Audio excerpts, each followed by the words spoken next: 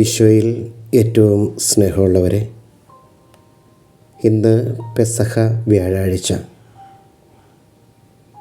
ഒരമ്മ കുഞ്ഞിനെ ഒരുക്കി വിദ്യാലയത്തിലേക്ക് വിദ്യാഭ്യസിക്കാൻ പറഞ്ഞു വിടുന്നത് പോലെ തിരുസഭാ മാതാവ് തൻ്റെ മക്കളുടെ നെറ്റിയിൽ ചാരം കൊണ്ട് കുരിശു വരച്ച് തപസ്സിൻ്റെ പവിത്രതയിലേക്ക് പറഞ്ഞു വിടുന്നു. അവിടെ ഓരോരുത്തരും അഭ്യസിക്കേണ്ട പാഠം അവളുടെ തന്നെ ശിരസ്സായ ക്രിസ്തുവിൻ്റെ പീഡാസഹന മരണ ഉത്ഥാനങ്ങളിലൂടെ കൈവരുന്ന രക്ഷാകര കർമ്മത്തെക്കുറിച്ചാണ്. അങ്ങനെ തപസ്സിൻ്റെ 40 ദിവസങ്ങളിലൂടെ കടന്നു പോകുന്ന ഓരോ വ്യക്തിയും ക്രിസ്തുവിൻ്റെ പെസഹ രാത്രിയിലൂടെ യാത്ര ചെയ്തുകൊണ്ട് മാത്രമേ രക്ഷാകര വിശുദ്ധിയുടെ ഉത്ഥാനത്തിലേക്ക് പ്രവേശിക്കൂ എന്ന് ഓർമ്മിപ്പിക്കുന്ന ഒരു ദിനമാണ് പെസഹ വ്യാഴം. അന്നാണ് ക്രിസ്തു താലത്തിൽ വെള്ളമെടുത്ത് വെൺകച്ചയും അരയിൽ ചുറ്റി ശിഷ്യപാദങ്ങൾ കഴുകി ഇതെൻ്റെ ശരീരമാണ്, ഇതെൻ്റെ രക്തമാണ് എന്ന് പറഞ്ഞ് സ്വന്തം ശരീരരക്തങ്ങളെ ദിവ്യകാരുണ്യമായി നൽകുകയും ചെയ്തുകൊണ്ട് ശുശ്രൂഷയുടെ പൗരോഹിത്യവും പൗരോഹിത്യത്തിലെ ശുശ്രൂഷയും തമ്മിൽ ബന്ധിപ്പിക്കുകയും സ്നേഹകൽപ്പനയുടെ പുതിയ നിയമ പൗരോഹിത്യം സ്ഥാപിക്കുകയും ചെയ്തത്. സ്നേഹത്തിൻ്റെയും ത്യാഗത്തിൻ്റെയും ഒറ്റിക്കൊടുക്കലിൻ്റെയും ഒറ്റയാക്കപ്പെട്ടതിൻ്റെയും വിട്ടുകൊടുക്കലിൻ്റെയും അവഹേളനത്തിൻ്റെയും ഓർമ്മകൾ ഉണർത്തുന്ന ഒരു രാത്രിയാണ് പെസഹ രാത്രി. ഈശോയിൽ ഏറ്റവും സ്നേഹമുള്ളവരെ, പഴയ നിയമത്തിൽ പെസഹ ഒരു കടന്നുപോക്കിൻ്റെ ഓർമ്മ കൊണ്ടാടലാണ്.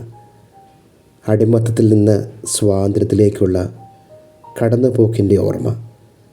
40 വർഷത്തോളം എടുത്ത ഒരു നീണ്ട യാത്രയുണ്ട് അതിന് പിന്നിൽ. ക്രൈസ്തവ ജീവിതത്തിൽ നടത്തേണ്ട ഒരു നീണ്ട രക്ഷാകര യാത്രയുടെ വഴിയായിരിക്കണം അത് നമ്മെ ഓർമ്മിപ്പിക്കേണ്ടത്.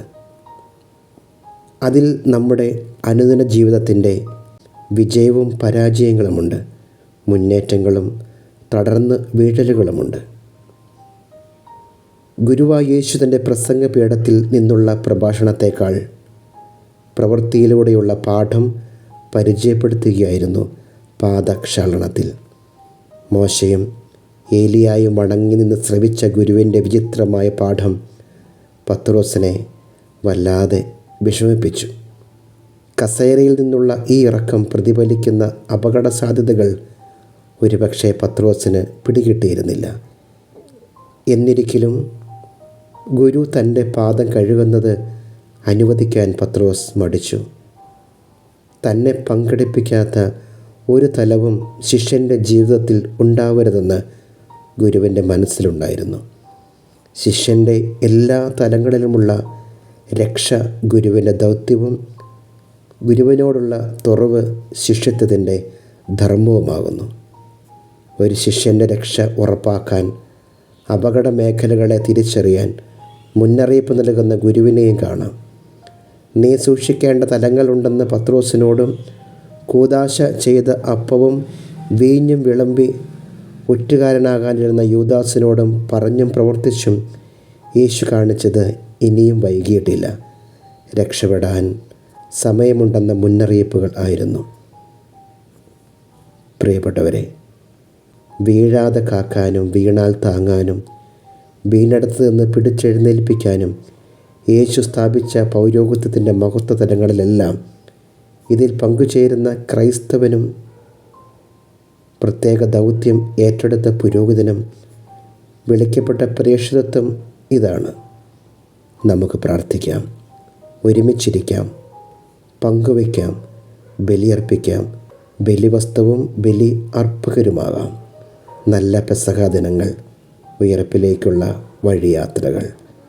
ദൈവം എല്ലാവരെയും അനുഗ്രഹിക്കട്ടെ.